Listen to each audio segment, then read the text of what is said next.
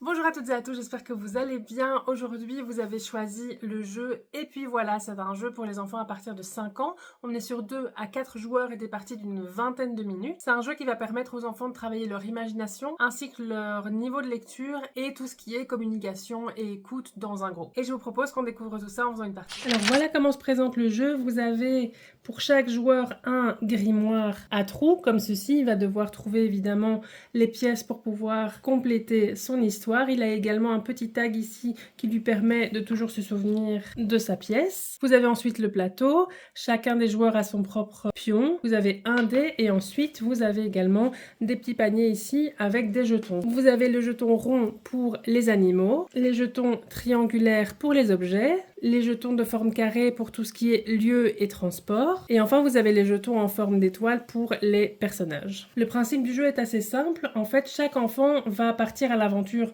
sur les îles différentes et récolter des jetons qui vont lui permettre de remplir son grimoire et donc d'avoir une histoire à raconter à la fin. Vous avez en tout 8 grimoires et de l'autre côté, vous avez le même grimoire, simplement il n'y a rien d'écrit, donc ça veut dire que les enfants vont devoir tout inventer eux-mêmes. C'est pour ceux qui ont le plus d'imagination. Le déroulement de la partie est assez simple puisque on va jouer dans le sens des aiguilles d'une montre, un joueur après l'autre, et le premier joueur va lancer son dé et va avancer du nombre de cases. Ici évidemment c'est une. Il tombe sur une île ronde et donc il va prendre un jeton rond. Et il va venir mettre son jeton rond ici, dans son grimoire, évidemment à un endroit où ça fonctionne. Ensuite, c'est au tour du joueur suivant. Il tombe sur une île étoile et donc il va prendre une étoile et la mettre sur son grimoire, là où il a envie. Joueur suivant. Lui, il avance de 2 cases. Il tombe sur une case étoile, donc il prend également une étoile qu'il vient mettre là où il en a envie.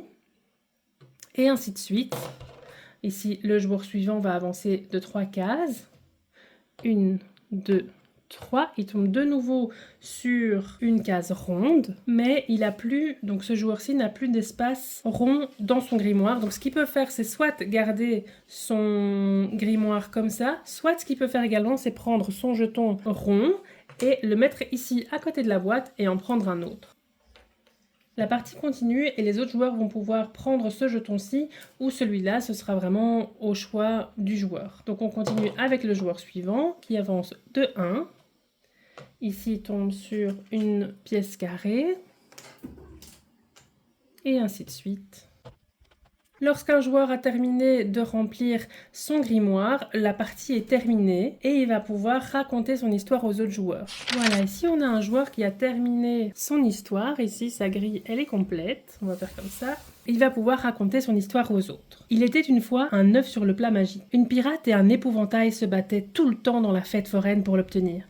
Jusqu'au jour où cette fripouille de perroquet mangea l'objet magique et s'enfuit en volant chez un chevalier masqué dans un hôpital. Et puis voilà. Et donc ça, c'est l'histoire du premier joueur. Ensuite, le second joueur, dans l'ordre évidemment des aiguilles d'une montre, il va pouvoir ici prendre au hasard le dernier pion qui lui manque et raconter son histoire. Autrefois, une compétition entre renards fut organisée dans un phare. Un cosmonaute y inscrivit un chien pour tromper tout le monde. Mais lors de la célèbre épreuve de lancer de brosse à dents, l'arbitre, la princesse, se rendit compte de la tricherie grâce à un arrosoir. Et puis voilà.